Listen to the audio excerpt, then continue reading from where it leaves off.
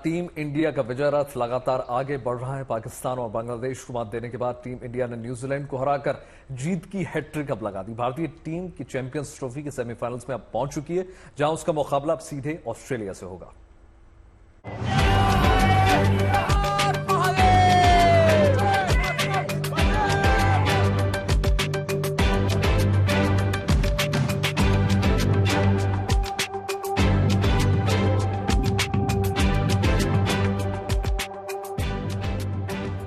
Champions trophy में team India ने लगाई जीत की हैट्रिक। लीग मैच में न्यूजीलैंड को शिकस्त, अब सेमीफाइनल में ऑस्ट्रेलिया से टक्कर। चैंपियंस ट्रॉफी में टीम इंडिया का विजय रथ आगे बढ़ता ही जा रहा है। पूरे टूर्नामेंट में टीम इंडिया अकेली ऐसी टीम है जिसने अपने सारे मुकाबले जीते हैं, यानी सेमीफाइनल में अब ऑस्ट्रेलिया की खैर नहीं। ये टीम इंडिया का जलवा ही तो है जिसने फैंस को खुशी का शानदार मौका दिया है। ऐसे में जश्न तो बनता ही है। खूब एंजॉय किया हमने यार। अच्छा। और काफी अच्छा लगा मैच देख के यार। काफी एंजॉय किया। अब ये इंटरेस्टिंग देखना होगा कि नेक्स्ट मैच में स्पिनर्स खेलेंगे या फिर कोई फास्ट बॉलर इंक्लूड होगा।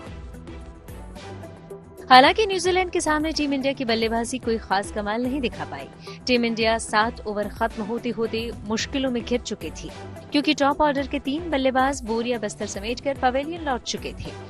गजब की गेंदबाजी और फुर्तीली फील्डिंग के बूते न्यूजीलैंड हावी हो रहा था, लेकिन इसके बाद श्रेयस और अक्षर की जोड़ी ने मोर्चा संभाला।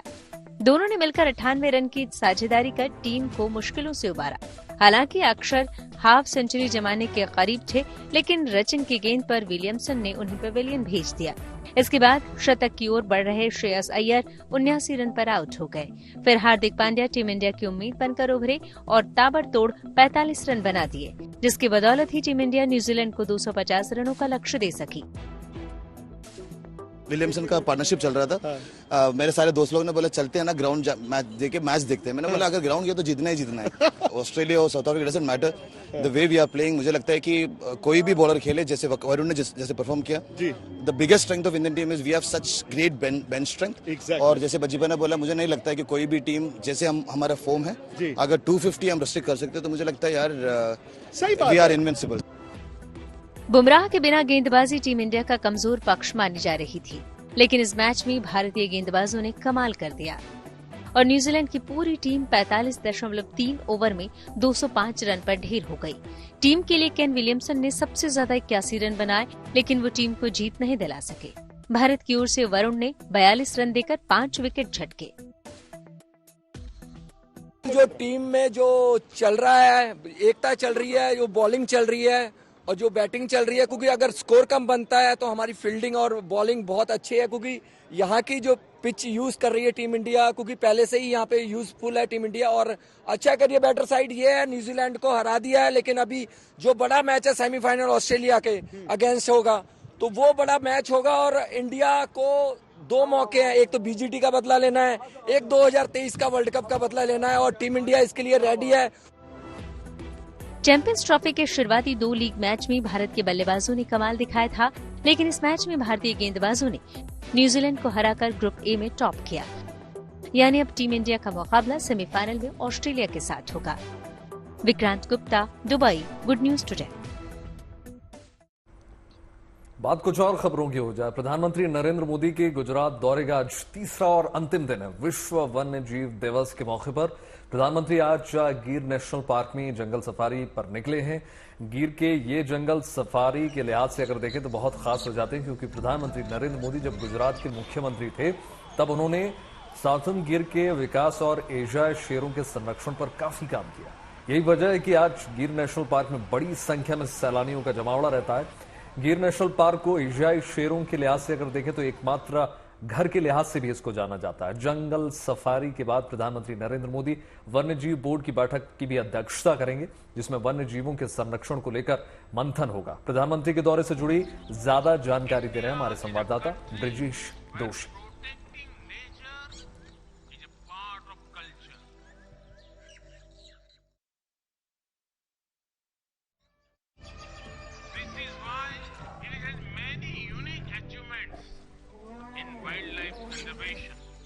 विश्व वन्य जीव दिवस के मौके पर प्रधानमंत्री सासनगिर में हैं। वो सासनगिर की जो एशियाई शेरों का एकमात्र घर माना जाता है और यहाँ पे उन्होंने मुख्यमंत्री रहते हुए शेरों के संवर्धन के लिए इतने काम किए, शेरों के संरक्षण के लिए इतने काम किए, जिसकी वजह से आज यहाँ पे देश विदेश से पर्यटक आते हैं और वही एशियाई शेरों को देखने गिर नेशनल पार्क में जो है प्रधानमंत्री जंगल सफारी कर रहे हैं। और यहाँ पे ये जो सिंह सदन जो बनाया गया है वहीं पर प्रधानमंत्री जो है वो एक बैठक की अध्यक्षता कर रहे हैं। राष्ट्रीय वन्य जीव बोर्ड की 7वीं बैठक जो है आज यहाँ पे मिल रही है, जिसमें केंद्रीय वन और पर्यावरण मंत्री के साथ साथ जो है सभी सचिव यहाँ पे मौजूद हैं। और ये राष्ट्रीय वन्य जीव बोर्ड की बैठक जो है जिसमें 47 सदस्य है वो सभी यहाँ पे मौजूद है। प्रधानमंत्री की अध्यक्षता में ये बैठक होने वाली है और ये बैठक के बाद प्रधानमंत्री जो है वो राजकोट से दिल्ली के लिए रवाना होंगे। तो ये उनका पूरा कार्यक्रम था। 3 दिन का गुजरात दौरा ये वर्ल्ड वाइल्ड लाइफ डे के उपलक्ष्य में यहाँ पे रखा गया था और पूरा कार्यक्रम उन्होंने जो है जिसमें कोई भी पब्लिक मीटिंग उन्होंने नहीं की है, सिर्फ और सिर्फ जो वर्ल्ड वाइल्ड लाइफ डे के रिलेटेड कार्यक्रम थे उसी में ही वो शामिल हुए हैं। और आज का भी जो कार्यक्रम है वो भी इसी बैठक का रहेगा, जिसके अंदर प्राणियों के संरक्षण को लेकर जो है पूरी बातचीत की जाएगी, किस तरह से सरकार काम कर रही है और आने वाले दिनों में किस तरह से उसको बढ़ावा मिलेगा, इस पर पूरा फोकस रहेगा। सासनगिर से कैमरामैन प्रीतिश रावल के साथ ब्रिजेश जोशी। गिर नेशनल पार्क से पहले प्रधानमंत्री मोदी ने भगवान शिव के सबसे पहले ज्योतिर्लिंग श्री सोमनाथ के दर्शन किए। साथ ही यहां उन्होंने वैदिक मंत्रोच्चारण के बीच पूरे विधि विधान से सोमेश्वर महादेव की पूजा अर्चना की। प्रधानमंत्री ने इसका वीडियो अपने सोशल मीडिया प्लेटफॉर्म एक्स पर भी शेयर किया है।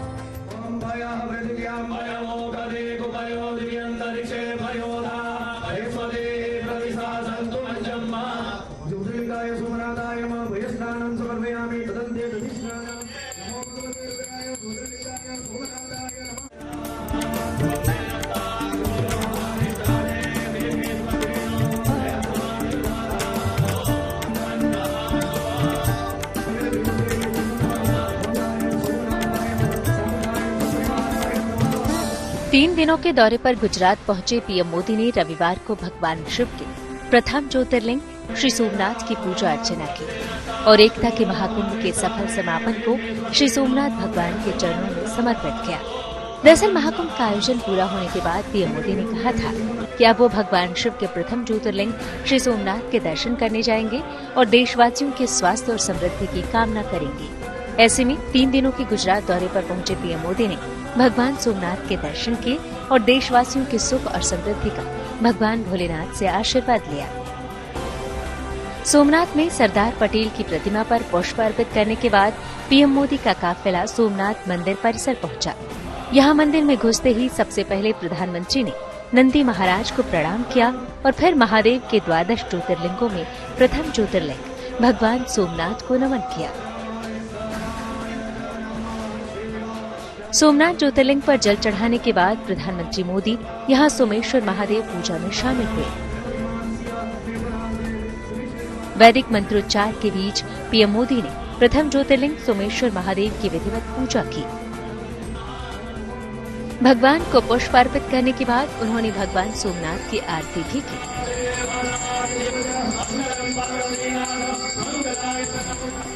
करीब 45 मिनट के बाद सोमेश्वर महादेव पूजा संपन्न हुई और इसके बाद प्रधानमंत्री का काफिला सासनगिर की तरफ निकल पड़ा। पीएम मोदी ने सोमनाथ मंदिर में पूजा अर्चना की अपनी तस्वीरें सोशल मीडिया प्लेटफॉर्म एक्स पर भी शेयर की हैं।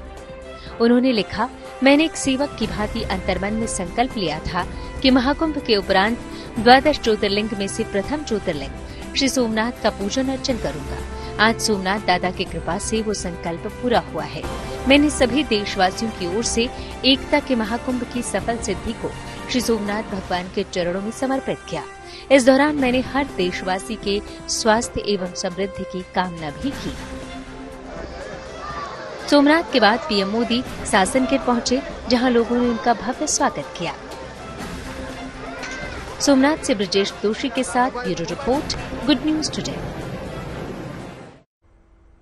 देखिए, प्रयागराज में महाकुंभ का आयोजन भले ही खत्म हो गया हो, लेकिन उसकी छाप अब भी लोगों के दिलों पर है और उसकी भव्यता और दिव्यता का एहसास लंबे समय से तक यूं ही हमारे बीच में रहने वाला। एक और चीज आपको बता दें, हर कुंभ में लोगों के लिए रहस्य का दरवाजा खोलती है और वो है नागा साधुओं का अद्भुत संसार और उनकी उपस्थिति।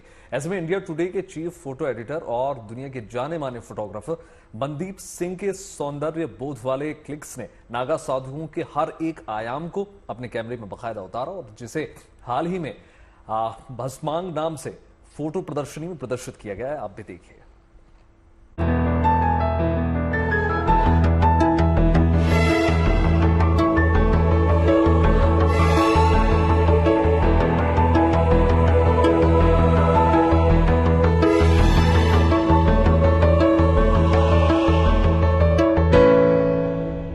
पूरे ब्रह्मांड का पर्व महाकुंभ तो आकाश गंगा में विलीन होता जा रहा है, गंगा की अजस्र धारा की तरह, लेकिन उसकी यादें लोगों को पीढ़ियों तक गुदगुदाती रहेंगी।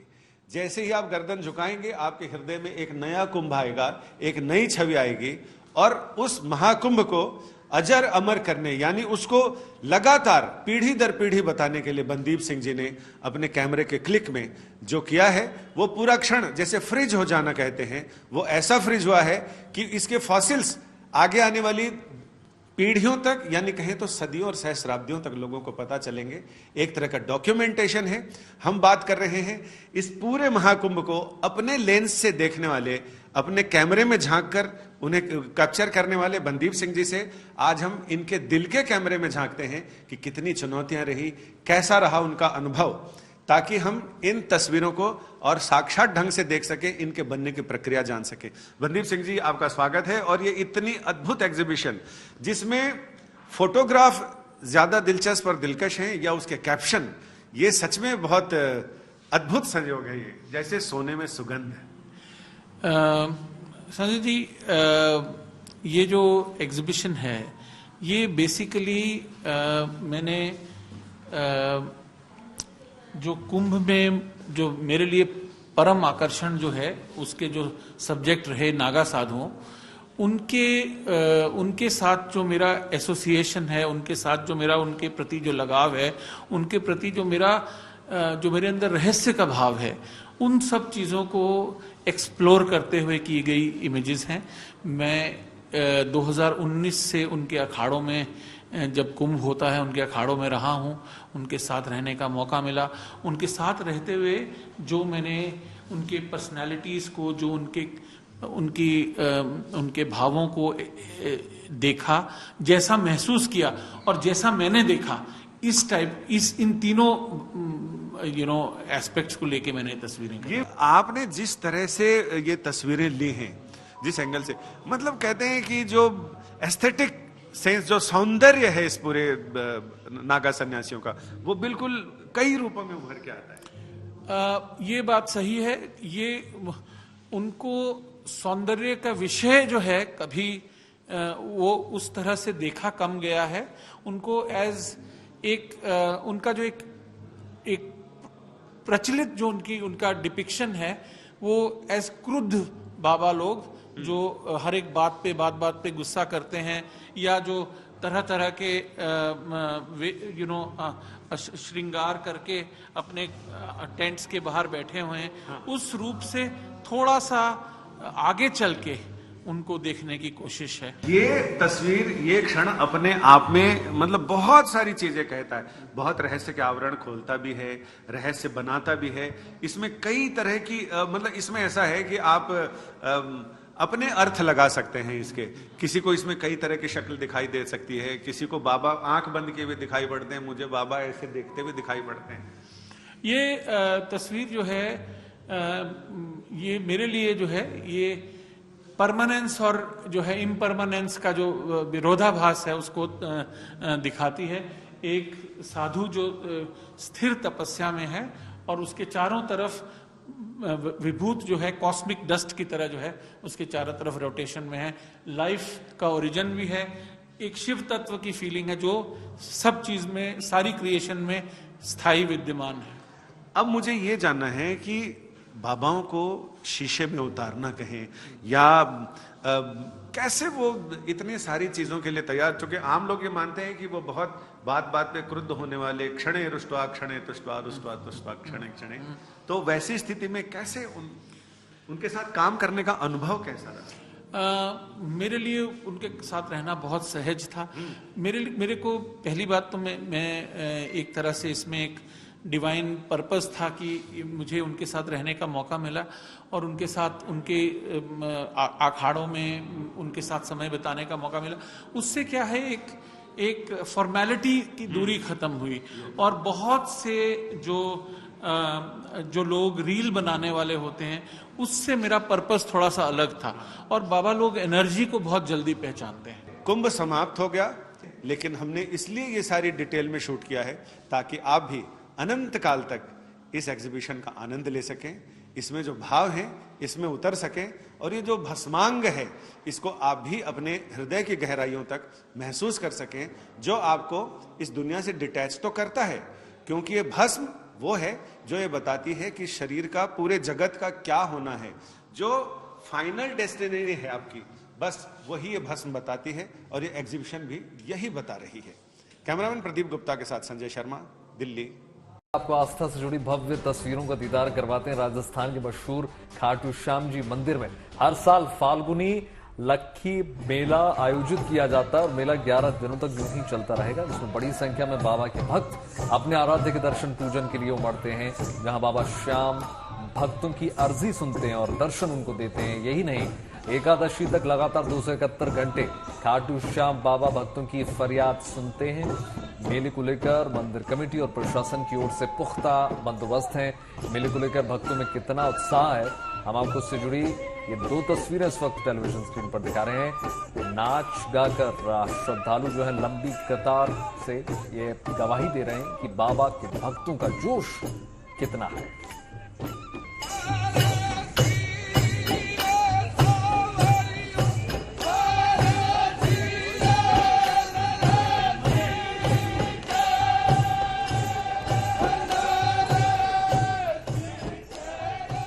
पता चला कि फाल्गुन का मेला चल रहा है यहाँ पर, तो हम लोग बहुत इंटरेस्टेड आए। पहले भी हम आए हैं खाटू श्याम, बहुत बड़े भक्त हैं, बहुत अच्छा लग रहा है। आज के दिन सुबह सुबह आने का मौका मिला है। उत्साह तो ऐसा है कि अब शाम का इलाका है तो वहाँ पर हर जगह सबके चेहरे पे मुस्कुराहट है और सब लोग एक एनर्जी के साथ जाएंगे, दर्शन करेंगे। और रिंगस से जो लोग आ रहे हैं वो तो बहुत ही फिर महान है, 17 किलोमीटर चलकर आ रहे हैं। भगवान हमें भी वहाँ से एक दिन पैदल चलकर बुलाएंगे।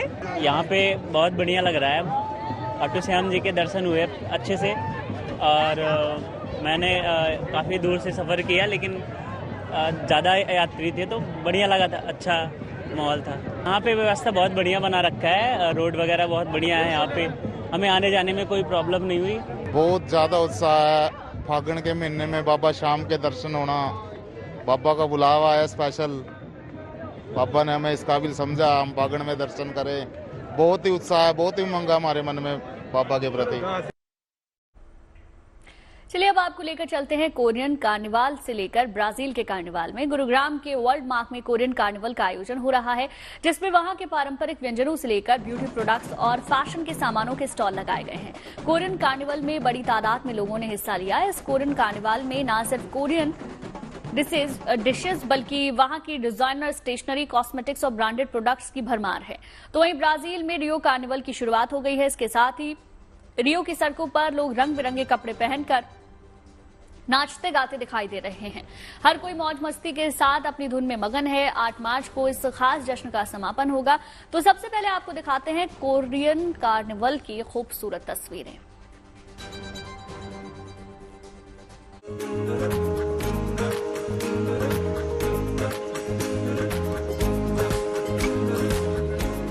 कोरियन फैशन की दीवानी जिनसी पीढ़ी के लिए खासतौर से सजा है ये बाजार, जिसे नाम दिया गया है कोरियन कार्निवल का।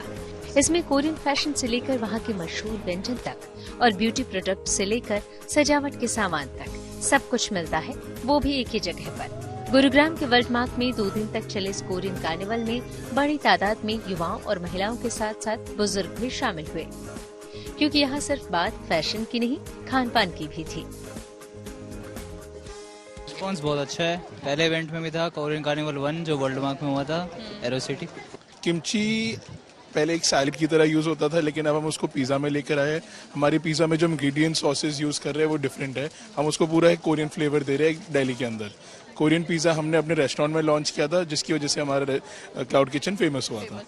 कितना भी आप यहाँ पे आपको सिक्सोपा मिलेगा, हॉर्न मिलेंगे, ब्लेंड स्पॉट मिलेंगे, मिसो यम मिलेंगे, तो तमाम यहाँ पे ब्रांड्स जो है वो कोरियन स्वाद जो है लेकर आए और दिल्ली के हर एक लोगों को दे रहे। इस कोरियन कार्निवल में न सिर्फ कोरियन डिशेस बल्कि वहाँ की डिजाइनर स्टेशनरी, कॉस्मेटिक्स और ब्रांडेड प्रोडक्ट्स की भी भरमार थी। आपको लेकर आ गई हूँ जेंजी लाइफस्टाइल में और आप देख सकते हैं कि तमाम आपको यहाँ पे ज्वेलरी ऑप्शन जो है वो दिखने वाले हैं। फिर चाहे बात वो पेंडेंट की हो, रिंग की हो, इयररिंग्स की हो, स्टड्स की हो, तो तमाम वैरायटी जो है वो यहाँ पर जो है आपको नजर आने वाली है। ओनर से हम खुद पूछेंगे सबसे पहले क्या कुछ अलग है यहाँ की ज्वेलरी में। सो द थिंग इज कि यहाँ पे ना सारा एंटी टार्निश है। आप पानी में पहनो, आप बीच पे जाओ, वेकेशंस पे जाओ, सारी चीजें सेम टू सेम रहेगी। पॉलिश बिल्कुल भी खराब नहीं होगी इन सबकी, बिल्कुल एवरग्रीन। Evergreen exact. पसंद आया आपको? बिकॉज आप बहुत कुछ ट्राई कर रहे हो। Yes, it is so good. It's looking awesome. The earrings and all. It's trendy as well. इसके अलावा यहाँ गीत संगीत और कई सांस्कृतिक कार्यक्रमों का भी इंतजाम था। पिछले साल भी कोरियन कार्निवल का आयोजन किया गया था जो दिल्ली में हुआ था। इस बार गुरुग्राम में हुए इस आयोजन में भी लोगों की खूब भागीदारी दिखी। Manisha Ladda, Gurugram, good news today. Brazil के रियो कार्निवल की शुरुआत हो गई है। इसी के साथ ही रियो की सड़कों पर लोग रंग बिरंगे कपड़े पहनकर नाचते गाते हुए दिखाई दे रहे हैं। हर कोई मौज मस्ती करने के साथ अपनी धुन में मग्न दिख रहा है। 8 मार्च को इस खास जश्न का समापन होगा।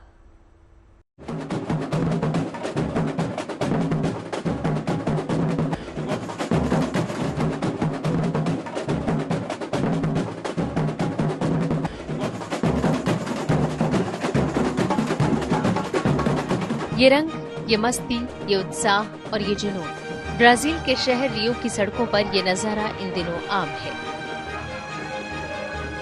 जश्न में नाचते झूमते लोगों की ये तस्वीरें रियो डी जनेरियो की है, जहां रियो कार्निवल के अनेकों रंग बिखरे हैं। अलग अलग रंग के अनोखे कपड़े, तरह तरह से सजे धजे लोग और मस्ती भरा सामान। कुछ ऐसा ही है रियो कार्निवल, जहां जश्न भी है, मस्ती भी है और लोगों में जबरदस्त उत्साह भी है। वैसे तो कार्निवल की रौनक ब्राजील के दूसरे शहरों में भी होती है, लेकिन रियो की बात ही कुछ और है। तभी तो इस खूबसूरत कार्निवल में हिस्सा लेने के लिए न सिर्फ ब्राजील से बल्कि दुनिया भर से लोग यहाँ पहुंच रहे हैं।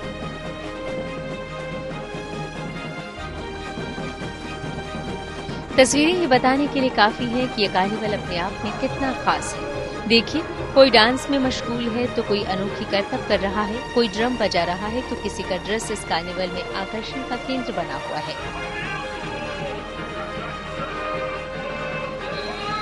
रंग बिरंगी अलग अलग झांकियां इस कार्निवल का मुख्य आकर्षण होती है, लेकिन इस कार्निवल में होने वाला सांबा डांस पर्यटकों के लिए सबसे बड़ा इवेंट होता है, जिसमें तमाम लोग बढ़ चढ़कर हिस्सा लेते हैं।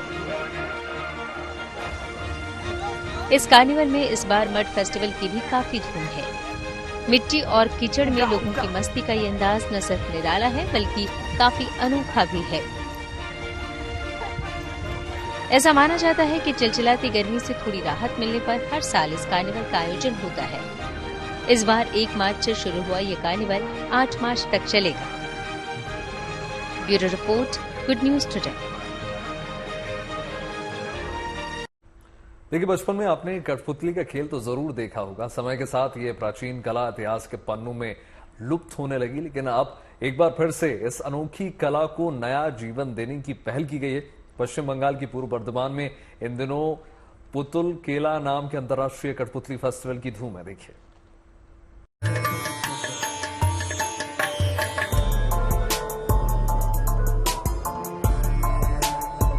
कठपुतली यानी ऐसी पारंपरिक भारतीय कला जो कई सदियों पुरानी है। एक ऐसी प्राचीन शैली जिसमें लकड़ी, धागे और कपड़े से बनी मूर्तियों के जरिए कहानी का मंचन किया जाता है।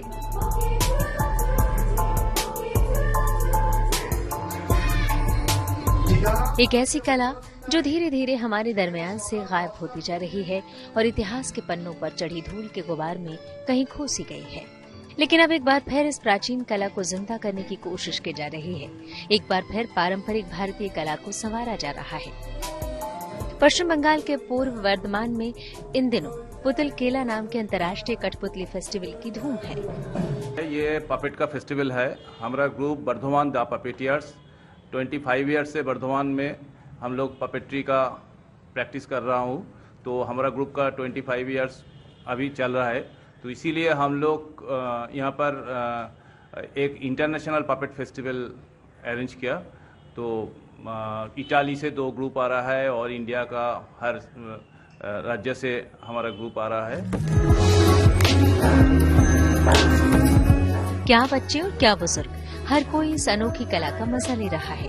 इस फेस्टिवल में देश विदेश से आए पपेट आर्टिस्ट ने अपना हुनर दिखाया। मछली के आकार की कठपुतलियों के जरिए एक्वेरियम जैसा माहौल बनाया गया। सिर्फ भारत से ही नहीं बल्कि इटली से आए कलाकारों ने भी इस खास फेस्टिवल में अपना हुनर दिखाया और लोगों का दिल जीत लिया। इस फेस्टिवल में अलग अलग तरह के आर्टिस्ट ने अलग अलग कठपुतलियों के जरिए लोगों का जमकर मनोरंजन किया। पुतुल नाटक तो पॉपुलर है ही। हम लोग बच्चे से बुरे तक सब कुछ इसका मजा उठाता है। तो बहुत पॉपुलर है बर्धमान में, खास करके बर्धमान में बहुत हम लोग एक ऑडियंस 25 साल से एक ऑडियंस क्रिएट किया। बच्चे लोग आता है, देखता है, हॉल फुल हो जाता है। बहुत क्रेज है बर्धमान में।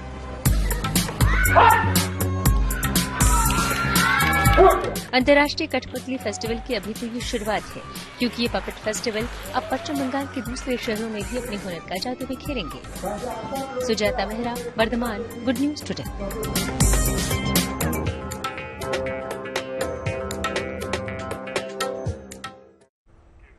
अब आपको पहाड़ों पर कुदरत की ओर से किए गए श्वेत श्रृंगार का दीदार करवाते हैं। जम्मू कश्मीर में बर्फबारी के बाद का नजारा देखिए। चारों तरफ बर्फ की सफेद चादर नजर आ रही है। हालांकि अब बर्फबारी का दौर तो थम गया और चोटियों पर जमी बर्फ पिघलने लगी, लेकिन डोडा के पहाड़ों को देख लगता है मानो चांदी की चादर से पहाड़ों को अपनी आगोश में ले लिया है। देखिए तस्वीरें हम आपको दिखा रहे हैं, जम्मू कश्मीर के डोडा की तस्वीरें हैं, जहां पर बर्फ की सफेद चादर आपको हर तरफ नजर आएगी। पहाड़ों की चोटियां बर्फ से ढकी हुई हैं, रास्तों पर बर्फ जमा हो गई है और ये नजारा बहुत अद्भुत नजर आ रहा है। अब आपको मिस्र के रेगिस्तान महोत्सव का अद्भुत नजारा दिखाते हैं। यहाँ करीब 5 साल के अंतराल के बाद रेगिस्तान महोत्सव में ऊंट दौड़ की वापसी हुई। 2 दिवसीय ऊंट दौड़ में जॉर्डन, सऊदी अरब और संयुक्त अरब अमीरात के कई प्रतिभागियों ने बाकायदा हिस्सा लिया। साथ ही साथ मिस्र के अलग अलग प्रांतों की जनजातियां भी इसमें शामिल हुई। खास बात देखिए इसमें यह रही कि उत्सव मिस्र के लिए एक महत्वपूर्ण भूमिका निभाता है, क्योंकि ऊंट और उनकी विरासत यानी बेडोइन संस्कृति में गहराई से इसमें जुड़ी हुई है। और ये दौड़ जो है इस लिहाज से भी बहुत खास हो जाती है, क्योंकि उत्सव के दौरान ऊंटों की खरीद और बिक्री की सुविधा देकर युवाओं के लिए रोजगार के इसमें अवसर भी प्राप्त होते हैं। तस्वीरें देखिए।